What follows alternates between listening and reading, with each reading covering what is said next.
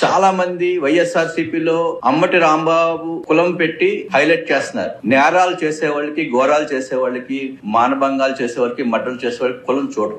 ఇటువంటివన్నీ కూడా వైఎస్ఆర్సీపీ కులాల మధ్య, మతాల మధ్య, ప్రాంతాల మధ్య చిచ్చు పెట్టే కార్యక్రమాన్ని దీంట్లో కూడా వాడుకోవడానికి చూస్తున్నారు. వంగవీటి రాధా గారికి అంబటి రాంబాబుకి పోలికేటండి? అసలు ఏమైనా అర్థం ఉందా అసలు మాట్లాడేదానికి? నిజంగా అలాగా ఇదే చెప్తున్నా, కులం గురించి మాట్లాడుతా కులం వాళ్ళని తీసుకురావటం అనేది, ఆ కులంలో ఉన్నవాడిగా చెప్తున్నాను, ఇటువంటి మాటలు మాట్లాడేవాడిని కులం నుంచి బహిష్కరించాలి. క్రిమినల్ని చట్టం ఎలా చూస్తుంటే రాజ్యాంగం కానీ, it has got nothing to do with your caste or your religion or your region. Crime జరిగిందా, ఎవరికి చేశారు, ఇంతకు మించి దాంట్లో కులం అనే ప్రస్తావన ఎక్కడ ఉండదు.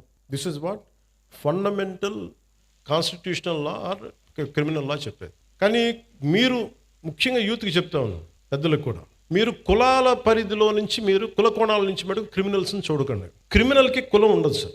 తప్పు చేసేవాడికి, మానభంగం చేసేవాడికి వాడి కులం ఎందుకు ఉంటుంది? వాడి దగ్గర క్రిమినల్ యాక్టే ఉంది. అలాంటి నీచుడికి, అలాంటి నీచుల్ని మనం వెనకేసుకొస్తే that is showing that particular persons nature. Criminal gangs తోటి ప్రభుత్వాల్ని నడుపుదాం, భయభ్రాంతుల్ని చేసి అధికారుల్ని గుప్పిట్లో పెట్టుకుందాం, లేదంటే మా దగ్గర క్రిమినల్ గ్యాంగ్స్ ఉన్నాయి, భవిష్యత్తులో మిమ్మల్ని ఆడుకుంటాం, భయభ్రాంతులను చేస్తే, ఇలాంటి ఎందుకు వీళ్ళు తలపైకెక్కి ఆడతారంటే బలం వాళ్ళది కాదు, మనందరి కలెక్టివ్, మన బలహీనత అది.